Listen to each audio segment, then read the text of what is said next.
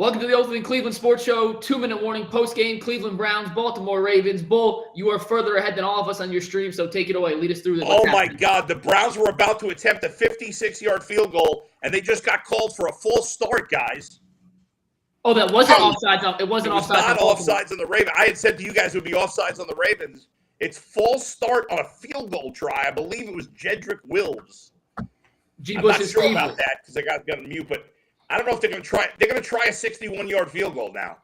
Bull, unplug your microphone and plug it back in. I'm getting a little crackling noise here. G. Bush, would you still attempt a 61-yard field goal here? By the way, Mikey McNuggets, G. Bush, Jeff Lloyd is always. Of course I would. Would you attempt that field goal still? Yeah, I mean, it's the only way you got a chance to win. It's the only chance you got.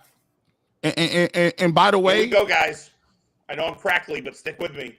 Kick is up. It is not even close.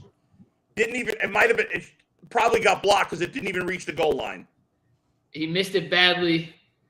So he's now one of. Wills flinched. I just saw the replay. Wills did flinch. That is not ideal, guys. Not ideal. If that kick was not blocked, it's a horrible, horrible kick by Cade York. I don't know what happened. Well, I'm about to see it live here. Have you watched it yet, G? Jeff, that was not blocked. That was not blocked. That is a pathetic effort by the kicker. I'm turning this crap off. All right, am I still sounding bad? Do I need to go change the mic? Yeah, you need your headphones in too. All right, take me out for a minute. I'll come back. I got you, Bull. So it's just us three for a second. We will get back to Bull. I'm watching the kick live here. Oh, it wasn't even close to being long enough and way to the left. That was absolutely terrible from Cade York, who we saw in week 1 hit that 58-yard game winner to beat Carolina. This game's not over. There's still 2 minutes left, but they're going to have to get an unbelievable stop. The Browns only have one timeout at the 2-minute warning to stop Lamar Jackson's Ravens offense. It'll take a crazy ending here to secure a victory for the Browns, but we've seen some wild endings already in our 2-minute warning show. But as of right now, the 2-minute warning, G. Bush, I'll let you start. Jeff, you'll go next. Guys,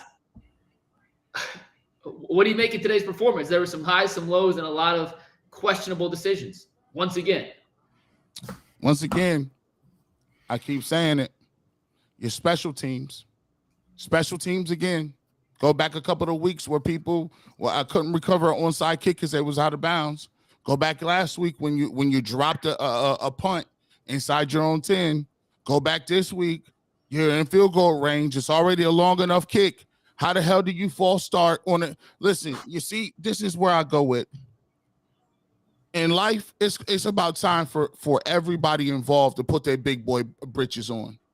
And I'm ready to start going at people.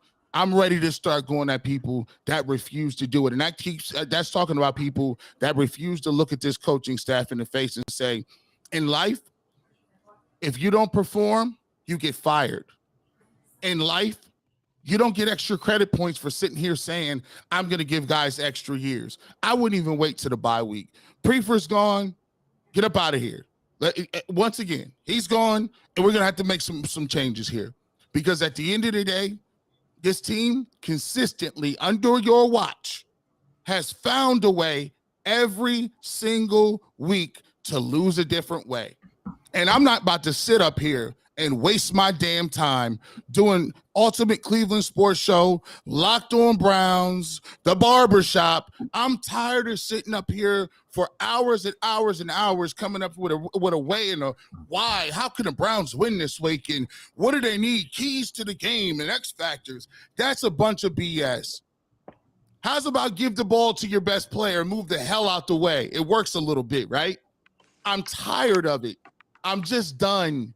So you guys can decide if you want to give Stefanski 6 to 10 more years. To me, he's Hugh Jackson incarnate. You might not like the way Hugh Jackson goes about stuff, but guess what? The results is the freaking same. His press conferences are the same. How do you line up? How do you have an opportunity to tie the football game and your guys can't even hold their water to kick the field goal? What the hell are you doing moving Jedrick Wills? You played a horse crap game today. And I'm tired of you sitting out here with that shield on like you're a boss. like you're the next coming of Joe Thomas or something. You held blatantly, turned back a big game. You let somebody walk right past you, get somebody decked, and then you laughed and looked at the football on the ground. I'm tired of this guy. And this guy was one of the guys talking about booing.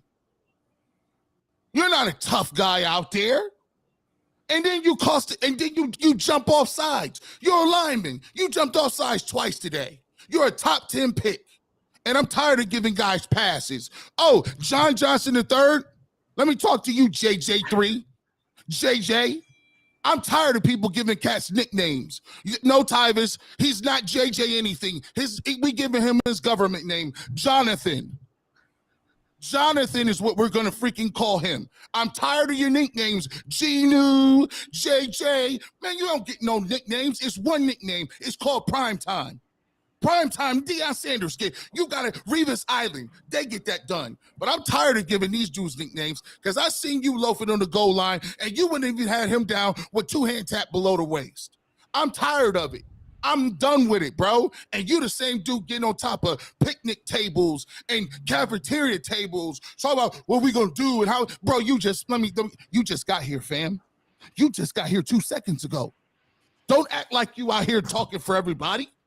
And you can't tackle nobody on the goal line. Give me a break. Y'all take it from here. I'm done talking about it. I'm done. Get rid of somebody. I'm tuning out. Don't pay me to do this no more. Tune me out. I don't want to watch it. I'd rather go play video games. I don't care. I don't want to see this no more. Y'all tell me why they ain't doing good, and I'll listen to y'all. Bull, you can see the mic check from Bull real quick. G. Bush, that was quite the diatribe. You sound much better, Bull. All right, you hearing me okay now? In a sec. But Jeff just sat through that while you were fixing your mic. So Jeff, I got to give you the stand next. Takeaways from today's game. It's not officially over yet, but it's all but over here. The Ravens are running the clock out. Jeff, what do you think, man? The problem today, look, you cannot look at Joe Woods. You cannot look at the defense. The finger there. That is absolutely an inaccurate way to go here. The Ravens have been held for under 300 yards. The Browns had, 12? 14, 15, and they couldn't do anything offensively after that. Like the first scripted part of the playbook was fantastic, but what went on after that? And look, Cade York, like, again, stop putting it on a rookie kicker. Get it done on both sides of the rookie kicker is supposed to be there to be like gravy. But the problem is it's 1 week, it's one part of the ball, the next week it's the other. I don't want to put, all of this on the defense. I thought they played great today. I thought they were smart. Gus Edwards obviously got a little bit of a groove going, but this was not anywhere near the Patriots game, the Chargers game.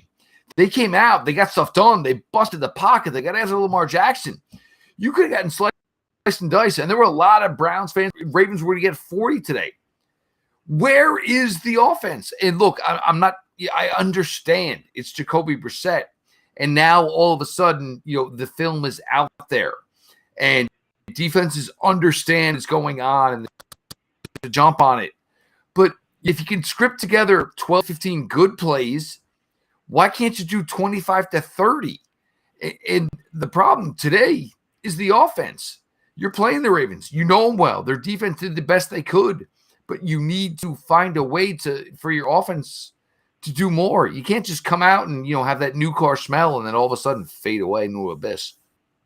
Bull, and the Browns are going to get the ball back here. So, Bull, you can tell us what happens as you are a little ahead of us on the stream. Yeah, they'll have it from the today? 20 with 16 seconds left, guys. Let me tell you something. G. Bush is 100% right. This team's a freaking disgrace. Jeff, you're being way too kind. I mean, I agree with you that the offense is more to blame, but the best they could do, this was supposed to be a top 5 defense.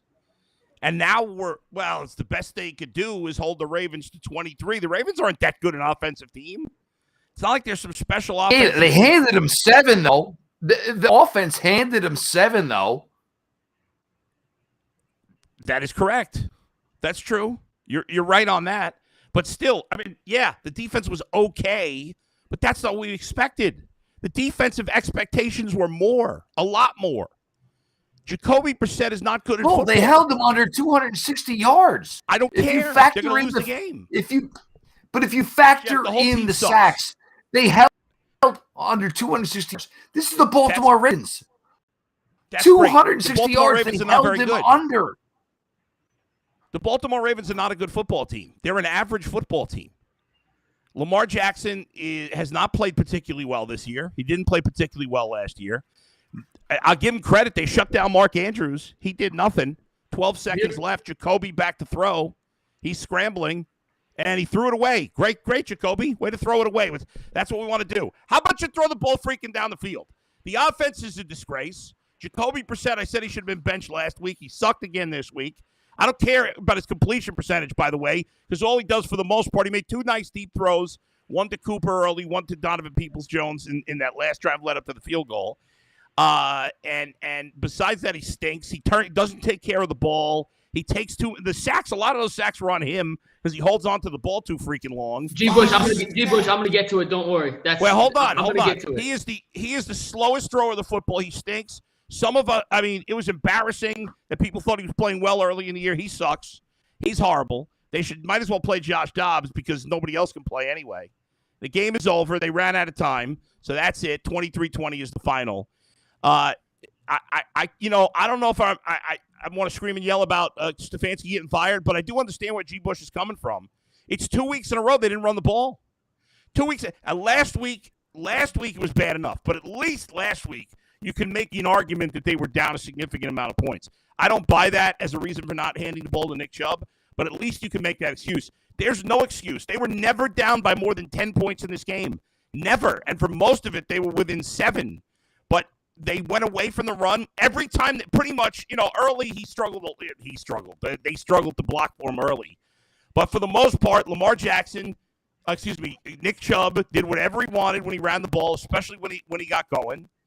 And the more you give him the ball, the better he does. Kevin Stefanski is apparently not aware of this.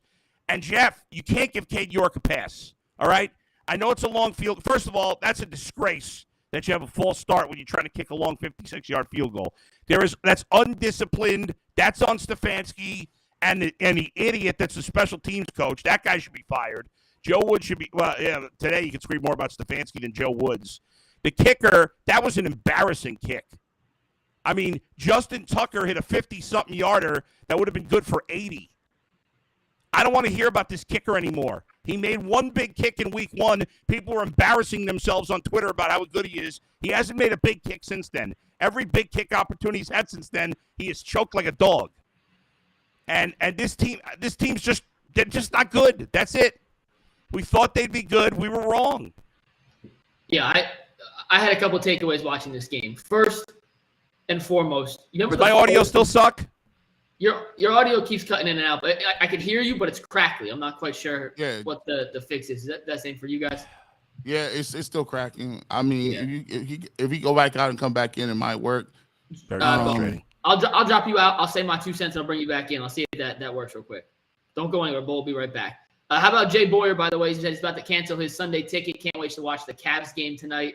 Cavs will look great yesterday. My big takeaway from this game, though, guys, do you remember, and you're both a little older than me, so you guys definitely will remember, like the first computers or the first cell phone you got. It was a flip phone, and when you wanted to pull up anything, it took like 4 minutes for it to process and get through. Yep. The rest of the league's quarterbacks are iPhones, and Jacoby Brissett's ability to process a defense is a 1994 original Stargate cell phone that had to flip, and you even had the little spinny dials on it. That's how slow he processes stuff in the pocket. And it is damn near impossible for him to see anything on the field, whether it's open, if it's not his number one read. Hell, I would go to a college system at this point where they say, this is your read. If it's not there, you throw it away. You just throw it away.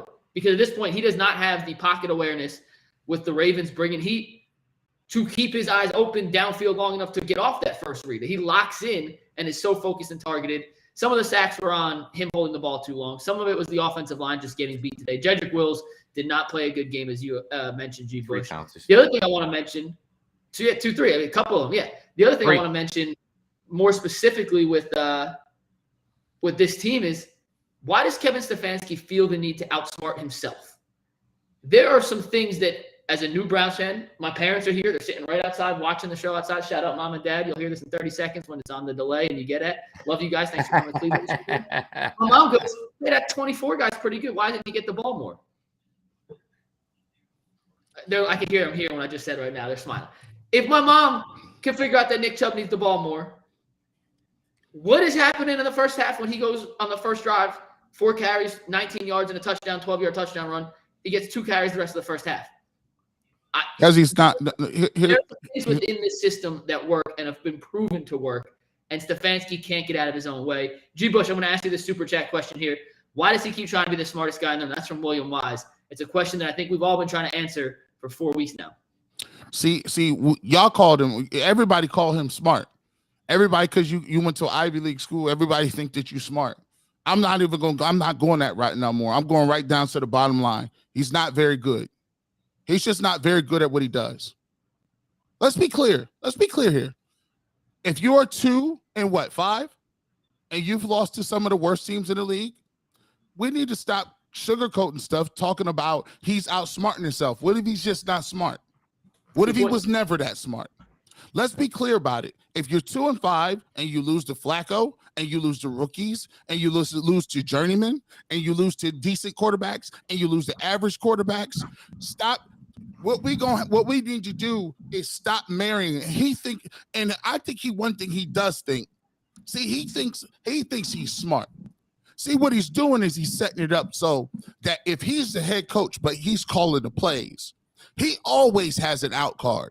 He always has an ace in a hole in his back pocket because he can always tell you, well, look how good my offensive is. Well, look, the statistics say we're top 10 in the league. You can't blame me for it. No. You may blame them folks. You may get them people out there. You're the coach of the damn whole team. You ain't just the coach of the offense. You're responsible for special teams, snaps, holds, penalties, the doggone parking spots, what we eating for lunch, the colors we wear. You're responsible for all of it.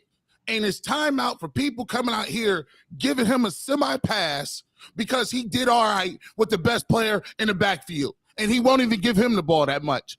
He needs to be held accountable for that crap on special teams. He don't get to come up there and take no pass. That's under his watch.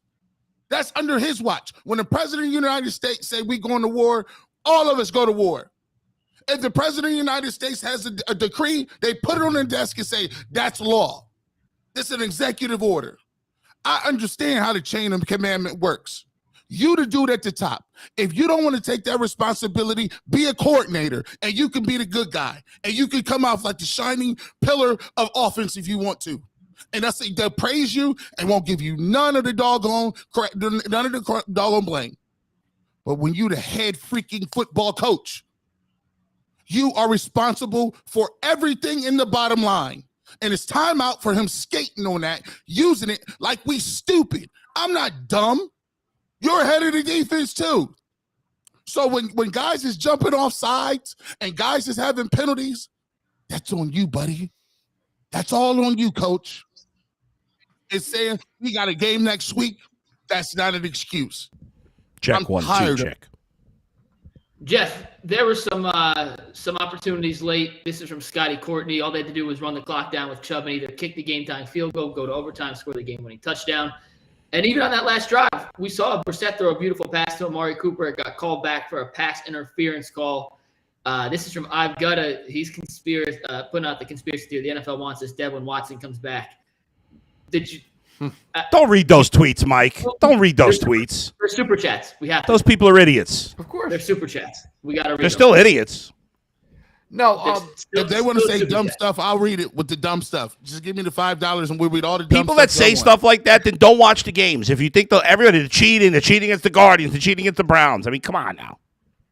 So Jeff, what was your, with this offense? And Bull, we'll come back to you. I know you. Are we better? Is it better? Sounds a lot better. Yes, thank you for doing that.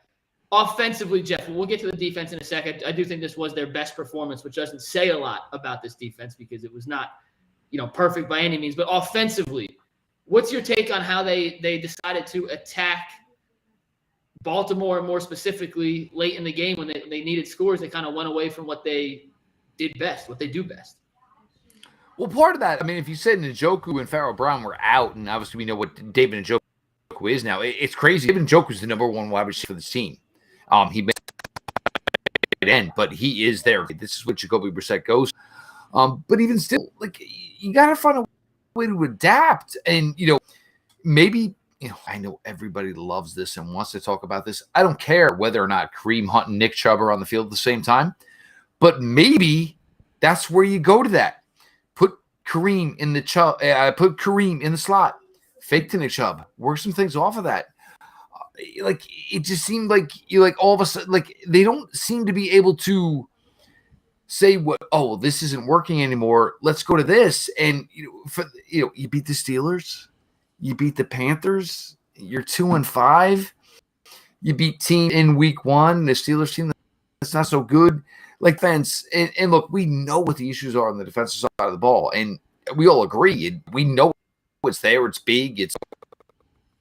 But, like, there's not much. If the offense has to adapt, it doesn't seem like they can. And that was, because, the first drive, beautiful. Got a bunch of people involved. Second drive, I had mentioned, hey, Cooper, no Hunt. You hit Cooper for 55 yards. All of a sudden, you got 10 points on the board. The punt went the wrong way. Demetri Felton, don't ever catch that in your life. You'd rather have the ball at the 1 or hope it goes to the goal line. You ran some plays to Hunt. That did. But it seems like today, and to G. Bush's point, the offense shut down today or just didn't get it done. Like, they couldn't put anything together after a nice start. But, both sides of the ball, and we get on this defense all the time. You got to play 60 minutes. This offense, it almost seemed like it checked out about, 20, 22, 23? It was a rough day. 2 super chats, Boulder. I'll let you hop in here. Some Jay Boyer, he says, analytics. My foot, I know point shaving when I see it. Remember, the NFL has a partnership with Vegas. And then this super chat is from P. Well, to be fair to that point, the Ravens were 6.5-point favorites. So yeah. P. Rothstein says, why is it our coach is always trying to prove he's the smartest guy in the room? He calls a perfect opening drive more times than not. Then all of a sudden he forgets how to coach. You mentioned that the first 15-play script was phenomenal. They got away from that. But Bull, offensively, we'll get to the defense in a sec, but offensively, yeah, there were some really high highs at points, but for the most part, this was a defense we thought they'd be able to move the ball against pretty well and put some points up. And outside of the very first drive and then towards the end, second quarter, third quarter, not a lot of positives to take away from this Browns offense. No, I mean, I feel like we see this script every week with the offense, right? Especially the last few weeks. It's been a common theme. Number one, Jacoby Brissett has a hard time moving the ball down the field. And we keep going away from. Why did they move the ball in the first quarter and the fourth quarter? Because that's when they ran the ball in the first quarter and the fourth quarter. In the second quarter and the third quarter, they didn't run the ball. And, what a shocker. They couldn't move the ball. I saw G said, I think he said, it must have been a text that he sent to a group of us. And it said, Kevin Stefanski thinks he's got Warren Moon under center. And he's right. He is, other teams, when they have a bad quarterback, they know it. And so they don't try to put it on him. And way too often this year, Kevin Stefanski has tried to put it on Jacoby Brissett. Now think about it. Even before when they got that long pass to DPJ that got him in borderline field goal range with 2 minutes and change to go, right? What did they do after that first down? They threw it every time. Why are you throwing there? Why? Well, they ran a tight end shuffle pass. I don't understand, and it wasn't. And Njoku's out. It's not even a shuffle pass. It's not but even why, guys? If it were me, I'm running the ball 3 times. Good luck stopping Nick Chubb. They always take Nick Chubb out. I get it. He's not a great pass catcher. I get it. He has struggled for whatever reason a little bit at times this year in pass blocking. Okay, how about don't pass? How about hand the ball to Nick Chubb? You didn't need to. I know you want to score a touchdown in that situation, but I think you probably have a better chance of scoring a touchdown running the ball with Nick Chubb than you do throwing the ball with Jacoby Brissett. And at the very least with Nick Chubb, you're not going to gain no yards, most likely.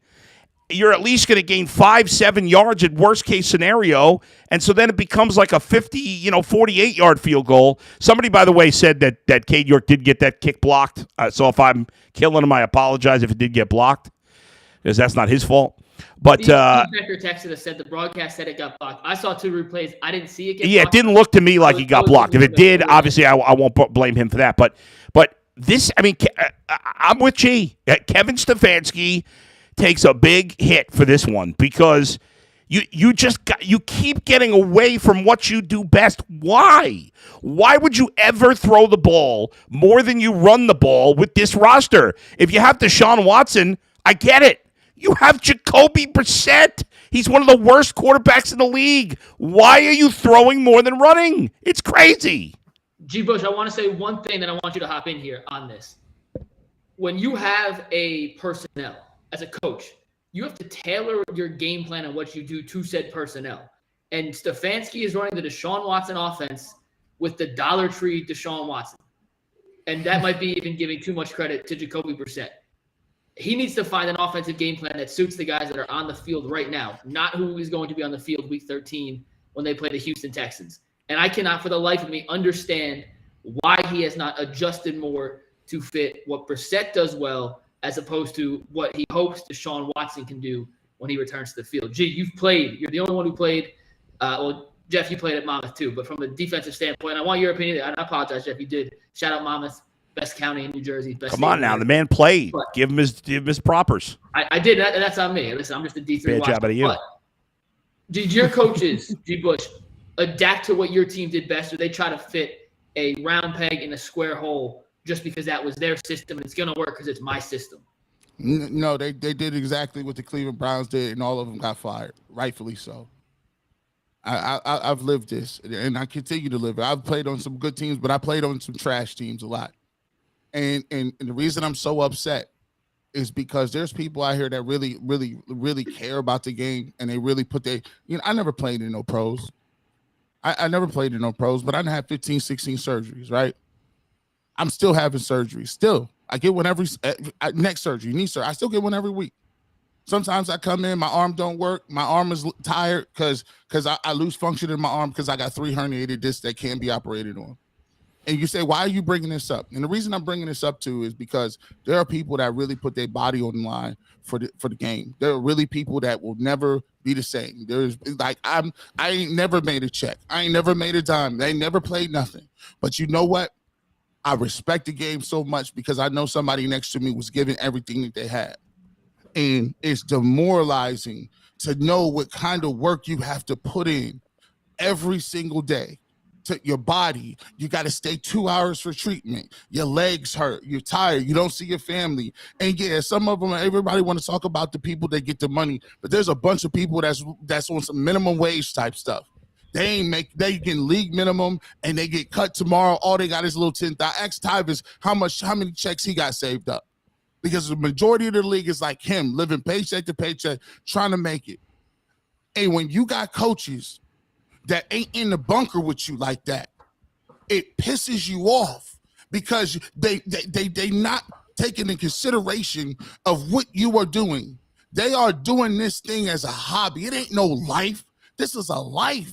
Like, you doing it as a hobby, and I'm gonna just do what I want under impunity. I don't understand what they're looking at, and it pains me. It just does, because I know what Nick Chubb does. I know what those other dudes in the locker room are saying. How does it feel to go into the game? How does it feel to know if you're an offensive lineman and you go into the huddle and they call tight end shovel pass and you got the best damn back in the game? I feel you trying to be funny.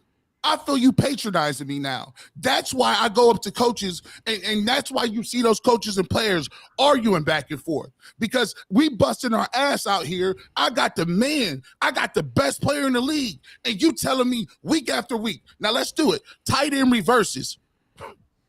Tight end shovel passes. Let's just open the game next week and go 5 wide with 3. Man, please. I'm sorry. And I'm not calling him no genius. I don't know what his ACT score was. He ain't Einstein. He ain't got the general theory of relativity. He coached football just like everybody else do. If he was such a rocket scientist, he'd be working for NASA. Stop telling me he's smart. His SAT might as well be a 2, because he's 2 and freaking 5 with no playoff wins because his boy was there because he was at home with COVID like the rest of us. I don't. Hey, G, let me ask you this. we got a couple people that tweeted, sent a message saying, well, what do you do? What do you expect him to win with a bad quarterback? So let me go over this, guys. Seattle 3-3 with Geno Smith. Geno Smith. Atlanta 3-4 with again, it's not great, but better than the Browns with Marcus Mariota, who sucks. Dallas 5-2, but they went 4-1 with Cooper Rush. The Giants are about to go 6-1 with Daniel Jones. He sucks. The Indianapolis Colts are 3-1 with a shot Matt Ryan. The New York Jets are 4-2 with Zach Wilson and Joe Flacco. Are you kidding me? Now listen, you can't win a Super Bowl with Jacoby Brissett. We all know that. But just saying your quarterback's not good, so what do? Expect him to win? Yeah. This team was supposed to have a great defense. What happened? This team has a great running game. We haven't used it enough the last 2 weeks. So, yeah, this is ridiculous. You can't say, well, the quarterback's no good, so we have no chance. No, there's a lot of bad quarterbacks. In a quarter of the league, a third of the league has bad quarterbacks, and some of those teams are actually winning. Jeff. So that's not an excuse. Jeff, you want to piggyback off that? Look, this was never to be put in the hands of Jacoby Brissett. Like, you guys, I get it. I truly do. And we all thought this defense was going to be light years back. But this week, the D did what needed to be done. They held this team to 300 total yards. This is one now where it's Stefanski, it's Alex Van Pelt, and I don't want to hear about Jacoby Brissett and this. There wasn't any imaginative play calling late in the game. The shovel pass to Joe for the first down, yeah, nice call. But to go for that again, and look, the Cooper offensive pass interference, was it or wasn't it? I don't know. It was a slight shove, a tiny separation, but you've got to get this thing tight, like everything. Offense, defense, special. You can't get a great punt of 55 yards and give up a 50-yard return. There is every week we can point out one side, two sides, or three sides didn't get it done. Today, the defense finally gave you a solid effort. Special teams didn't help. Offense, you factor in the fumble, which led to the 25 is where they got the ball. They got the 7 points there. The special teams gave up the punt return, which led to points there. It's frustrating because there's a lot of great players on this roster, but the question is whether or not this is a really good team, and that is where the issue lies. Let me ask you guys a couple questions. Real quick, Mikey. Does anybody know why Kevin Stefanski challenged a play when the Ravens were going to have to punt anyway? It didn't matter. I am so with you on this. It didn't matter. That was insane. Save the timeout. Why? So it was 3rd and 10. It was 4th and or 4th and 20. Who the hell cares? Yeah. That was insane. That was stupid. All right, let me ask you guys questions real quick. These are yes or no answers, okay? Heading into this game, if I told you Lamar Jackson was going to throw for 120 yards, would you take that? Of course. If I told you 20. If I told you the Ravens' leading rusher would have 66 yards, would you take that? Yep. If I told you Mark Andrews would have 0 catches for 0 yards, would you take that? If I told you all three of those things were going to happen and the Browns would lose, would you believe me? No. Nope. No. It goes back to coaching. I would. It goes back to coaching. I guess so. Well, but wait a second. Hold on one second, guys. Because we have talked about coaching, and the whole coaching staff deserves to be criticized. Kevin Stefanski was awful. But I feel like we can't spend the whole time just on the coaching staff, because the players deserve some blame, too. I started to rant with that. Yeah. When you unplugged your mic, G went off, and rightfully so. And I'm going to name a couple guys who deserve some criticism. John Johnson, and I'm going to respect G. Bush's wish. He's no longer JJ3. He's Jonathan Johnson. Yeah. The third. Jonathan Johnson. I'm not calling him the third. I'm taking the third away. He doesn't deserve the third. Either way, Jonathan Johnson deserves some blame. Jedrick Wills did not play a good game today. Jacoby Brissett I see what you did. not play a good game today. Including the false start, he had the holding. And I thought, frankly, Kareem Hunt, he had the touchdown, and some of that was the offensive line, but I thought there was some plays he could have made and some holes on cutbacks. He wasn't the main culprit, but it goes around the table here. They're not playing well as a team. They're not positioned well from the coaching staff. When you add underperforming players with questionable schemes, it leads to 2-5. We all had higher expectations, but I think the reality is right now, it's just a bad football team. You ain't good. Across the board. You're not good. It's just what it is, man. It's the great thing about the NFL. The NFL will tell you exactly what you are. Your record is what you are. Ain't nothing to it, bro. And it's just this is like we talk about baseball. You could be a great bullpen a couple of days ago, but guess what? This year you came out, you're getting tagged. You're not a good bullpen. It's year to year. And the fact of the matter just still it haunts me. You actually did something decent. JOK in the fourth quarter stripped the guy. Somebody made a play. For once, somebody on our team in our brown and orange made a play to get the ball back. You got an opportunity to now go down. You hit a big play pretty immediately. Now you're in field goal range. You're ready. You're moving. And every time they get to the 40, it's an imaginary cliff. It's an imaginary wall where we need to start doing stupid stuff. When they put that little graphic, they're in field goal range right now. Every single time they've done it this year, Jacoby Brissett did either done something where he took 2 sacks. Let's talk about the sacks he took. You are in field goal range and able to tie the game up or come get some points here. You're already in field goal range with 2 timeouts in the first half. Kevin Stefanski, instead of saying, okay, well, let me run the ball a little bit here and get a little closer and use my timeouts so I can still have everything in front of me, they run a pass. He gets sacked. Jacoby Brissett throw the ball out the back of the end zone. They then run another pass. Jacoby Brissett takes another sack. And now you're out of field goal range, and at the end of the half, you have to punt. So they've been G. Bush. I tweeted this out. They've had 13 chances to score in the final 2 minutes of a half or a game. They have 16 points. They have the game-winning field goal, Cade York against Carolina. They had the touchdown against the Jets, which we all, in hindsight, say they should not have scored in the first place. A late first-half field goal against Atlanta, and a late first-half field goal against New England. Their execution in the final 2 minutes of halves has been putrid this year. And that's nothing new. Well, I'm just saying. I'm just pointing out. Yeah, but it's not. That is a trend. I mean, that's something we saw last year. It's something we've seen for 2 years. You know, when Baker was here, they never came through in the clutch. So it's been a continuous trend with Kevin Stefanski as the head coach that when the chips are down and it's a big moment, a lot of pressure on everybody, the Browns fold. Can I ask you? I would like to ask. Go ahead. Let me get the super chat in real quick. I'm just saying. From Scotty Courtney said, if I'm Haslam, I'm cleaning house from GM to HC. This team is soft from Ward to Garrett. Trade them for draft picks. Start fresh with Watson. I mean, interesting strategy. That Haslam isn't Haslam the biggest problem in this franchise? Some would argue that, right? But here's the point. Here's the problem. Nobody's trading to the Browns. Who are we kidding? Nobody's trading to the Browns. I mean, if you want to say it's Stefanski, fine. But if you don't think Stefanski's a good coach, then Jimmy has failed every hire he's made. Yeah, because here's the thing. It was going to either probably be him or Josh McDaniels. I don't know if Josh McDaniels is a good head coach. I know he's a good coordinator. I don't either. So I'm just saying there's a lot of people.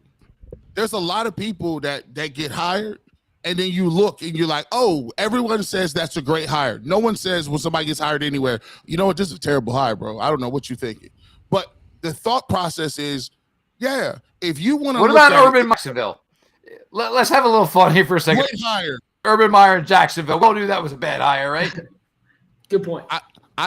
Yes, not everybody, but I didn't like it. Where I was gonna. Hey, Brandon Bouchard, you're a loser and you suck, pal. Where I was gonna go at is this: if you look around the roster and you look around, yes, coaches have to do 3 things. They have to acquire talent. Are you good at doing that? You have to call plays and get people to position, and you actually have to coach people to get better.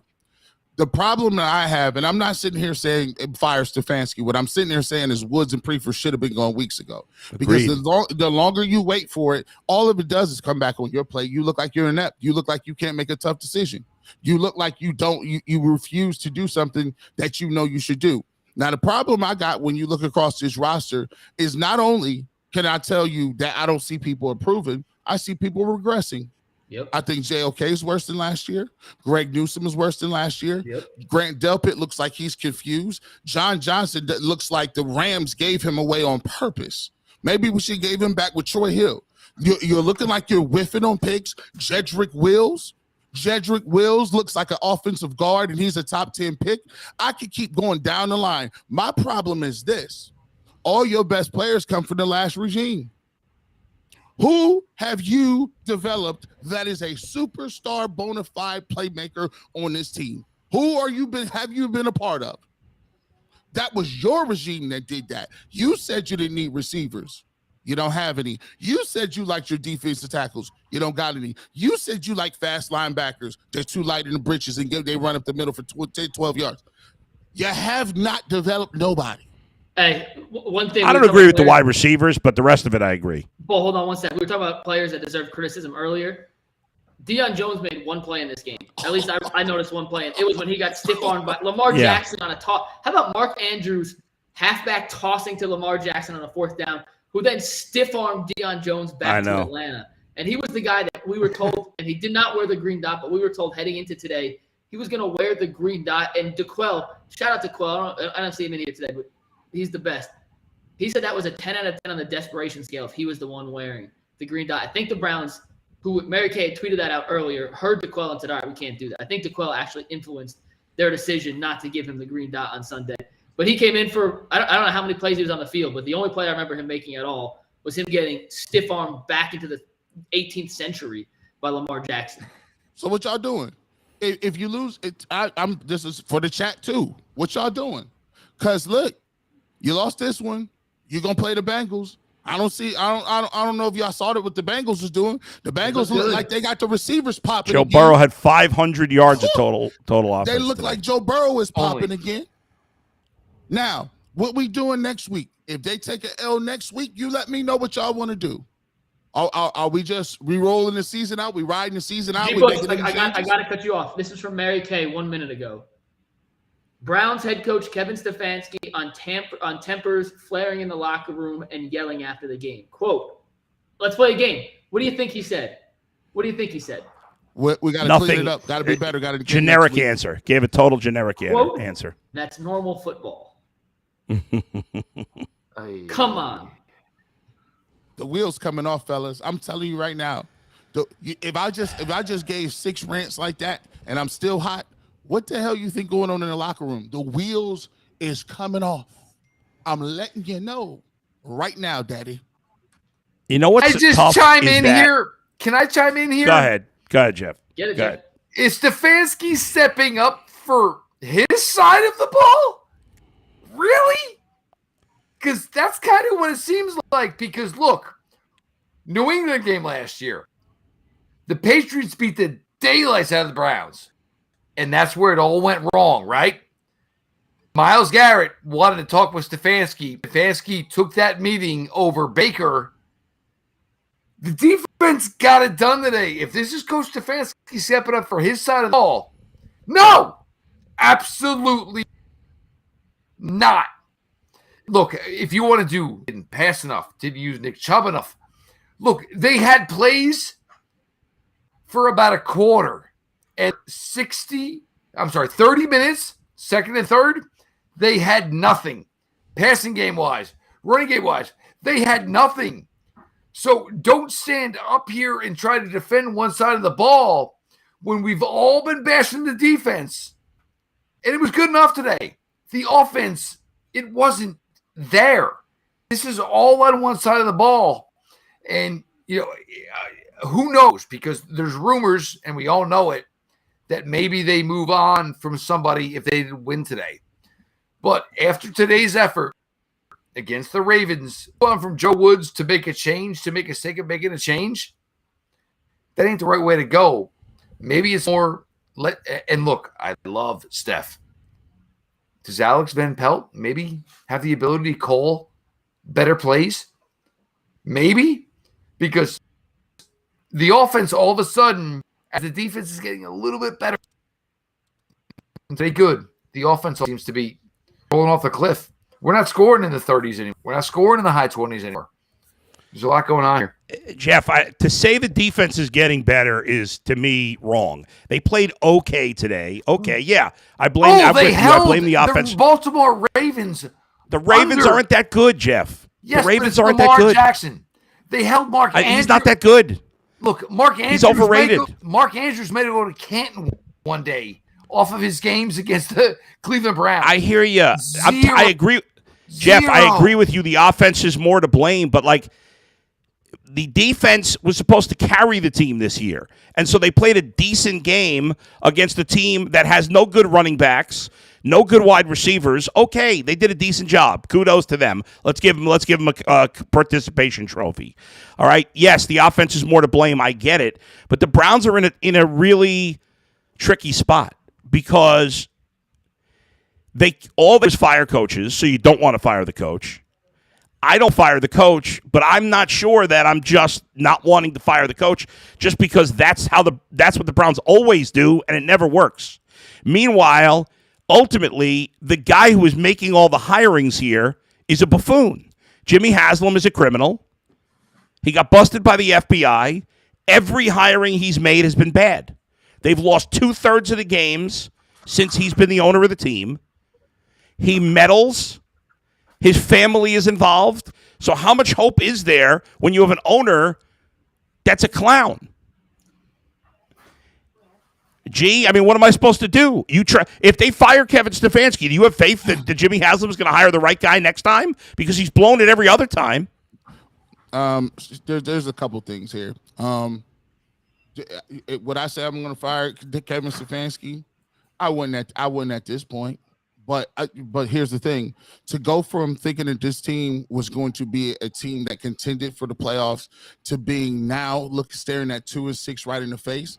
Any manager, bad manager, good manager, whatever manager, there's alarms going off, because when you're 2-something and you brought back everybody and you kept everybody, and you have one of the best weapons in the game and you refuse to use it, right?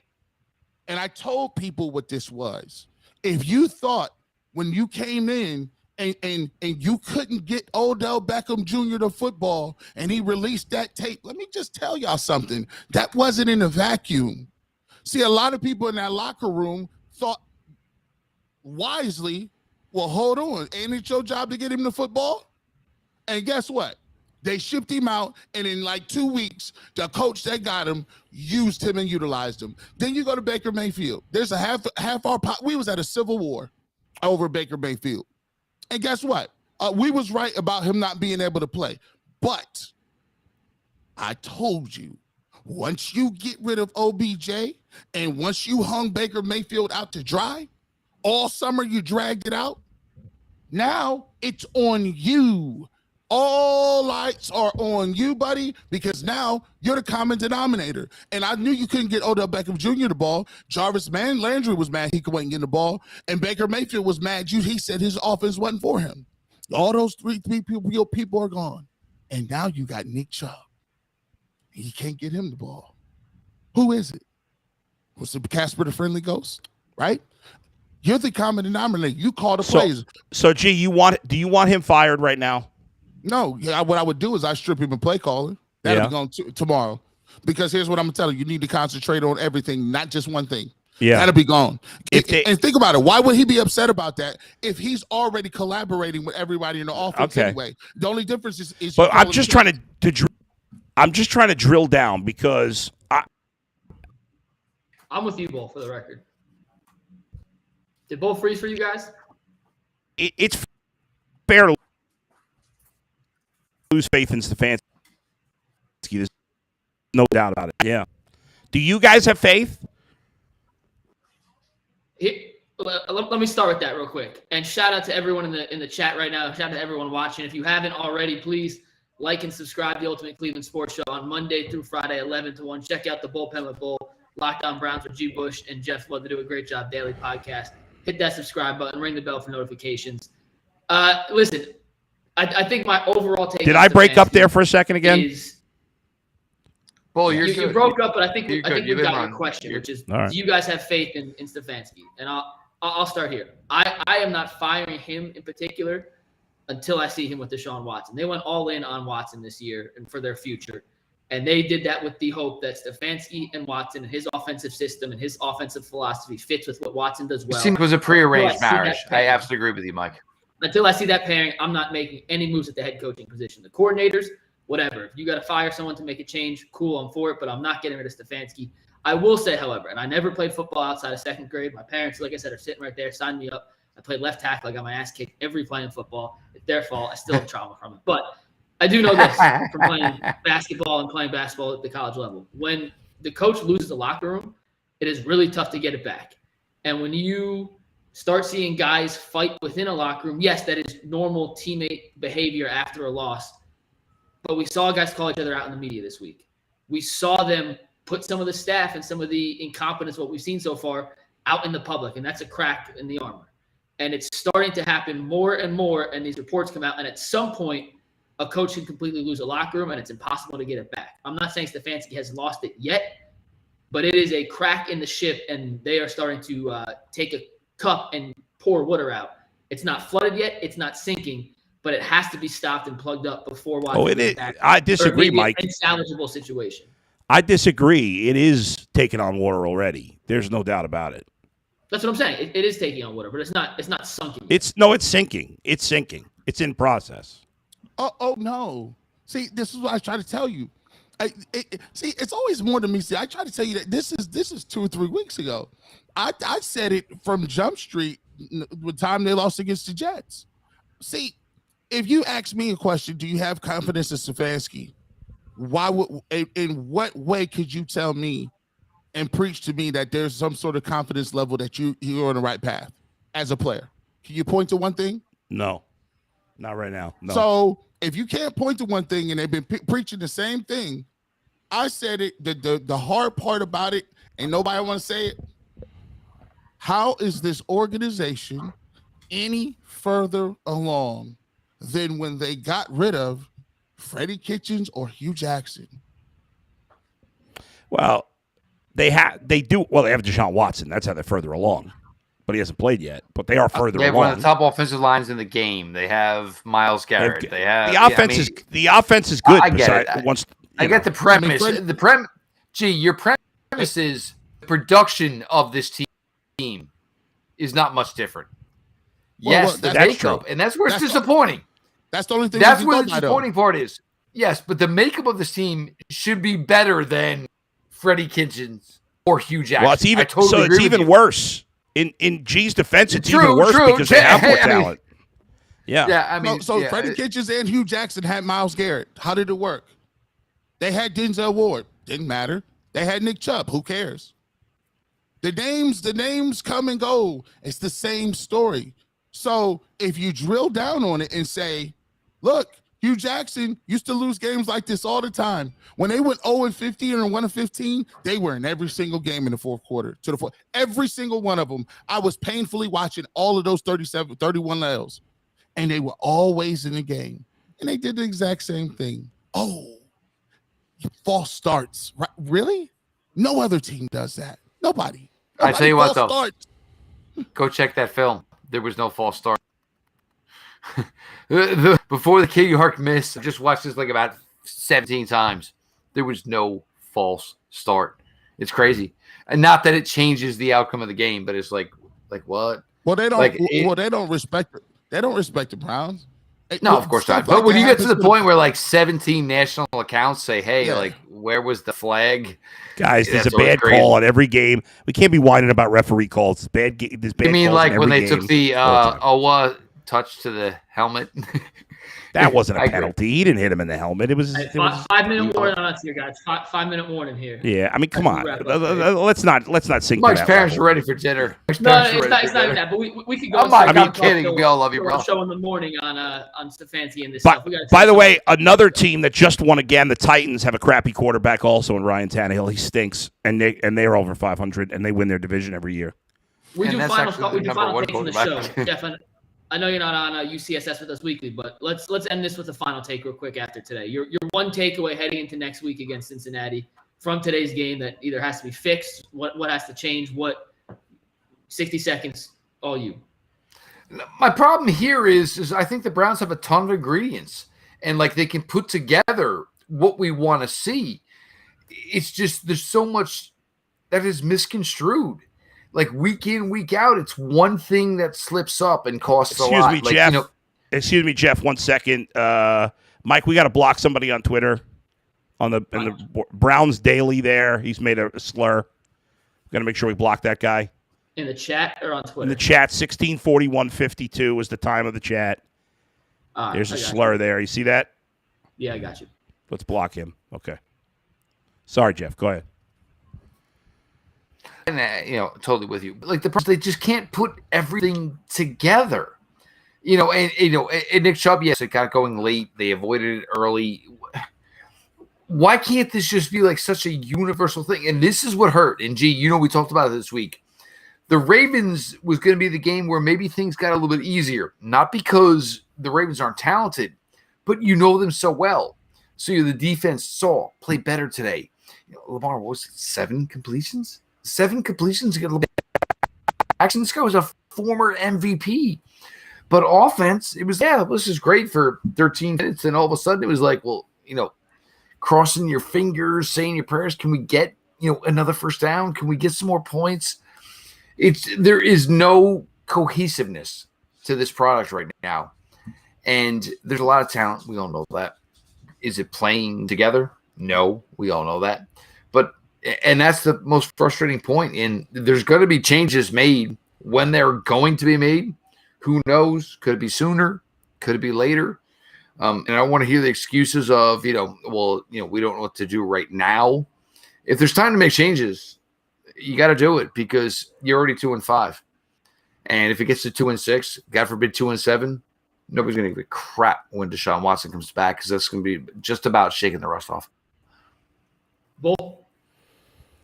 The season is over at 2-5. I mean, that's it. You're at this point, the rest of the season is about Deshaun Watson in the final 6 games, and you have to decide, and once again, it's going to be in Jimmy Haslam's hands. He's going to have to decide, is Kevin Stefanski the right guy to take us into next year? You're calling done? Yeah, I mean, obviously, okay. Maybe I'll look at it differently if they win next week, but how many games do you think they got to win, Jeff, to make the playoffs? How many games do you think they have to win? And me and you talk about this all the time. I think it's AFC North.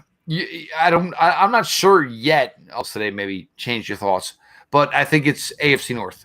If you can find a way to get the AFC North, you think 10 wins? You think 10 wins? If that's what you take to get the AFC North, yeah. You think what are the chances the Browns are not getting a wild card? You think the Browns have any chance of going 8-2 the rest of the season? Percentage very chance. Low. Very low. I just think, listen, it's a little dramatic to say it's over because they win next week and then they're only a game back of the Bengals and they have a tiebreaker, right? But the Ravens could win next week. I don't know if the Ravens are playing off the top of my head next week. The point is, at this point, they're at best the third best team in the division, and there's no signs like things are just getting worse. I guess they play overall they put a little better than they did last week, I guess. But overall, they're making, as G has been screaming and yelling about, deservedly so, they're making all kinds of the same mistakes, coaching mistakes, penalty mistakes, all kinds of some of the real basics that are missing. And I have been a major supporter of Kevin Stefanski, but these last 2 weeks, even for someone like me that's like, don't fire him, that's crazy, I still want to give him the rest of the year, and maybe I'm wrong about that. And again, I have no faith that Jimmy Haslam will hire the right guy. Like, to me, I'd go after Sean Payton. Guns a-blazing. Would go to Sean Payton, fix my offense, fix my team. You got Deshaun Watson, go get it. But instead, he'll hire some other guy that, the Browns only hire coaches that nobody wants, that nobody else is looking at. And none of them are ever good. He's not hired any good GMs. Stop it to John Dorsey is good GM because he got Nick Chubb. He also drafted Baker Mayfield first overall, which is a disastrous pick. Because had they drafted Josh Allen, it might be a different story, although maybe the coaches we had here would have ruined Josh Allen too. Who the hell knows? But I'm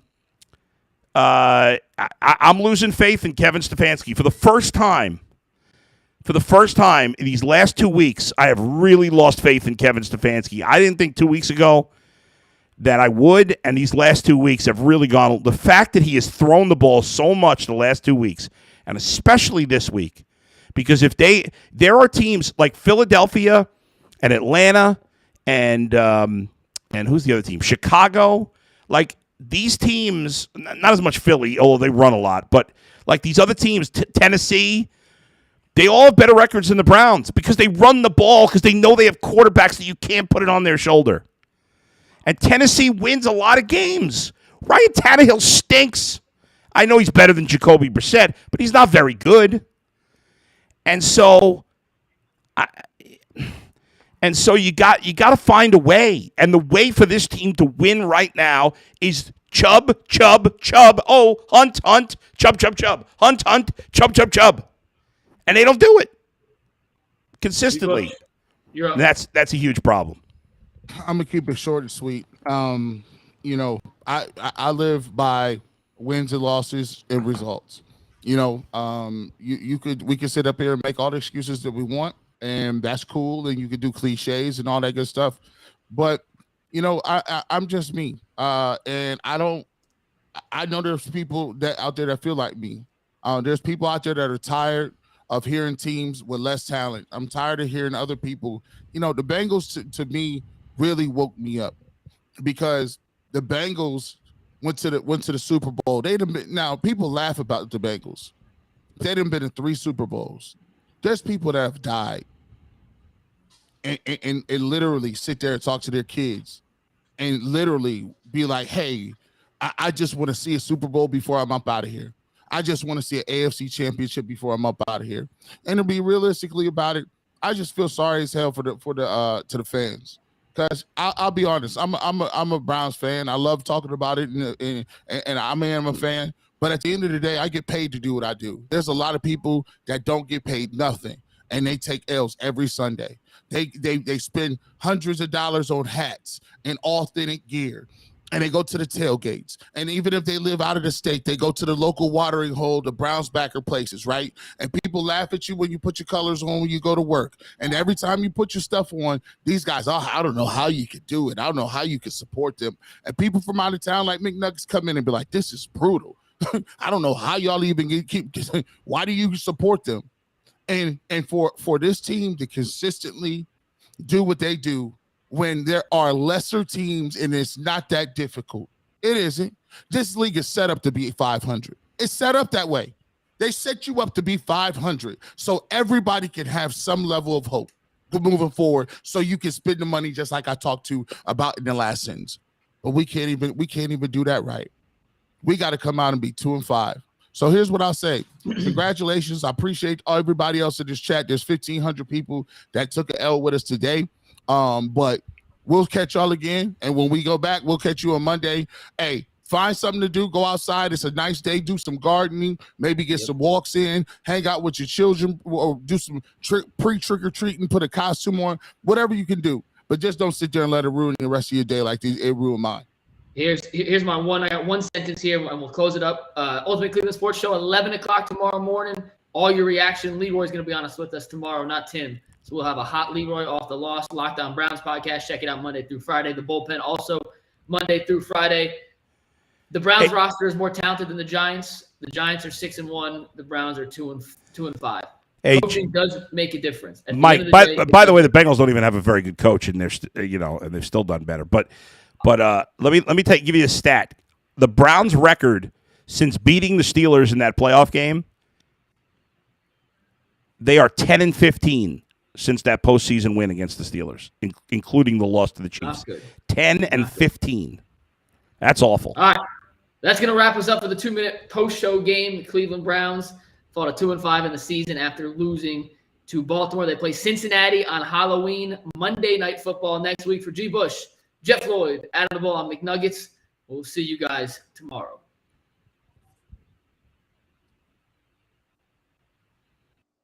Crawford, Adam the Bull, Garrett Bush.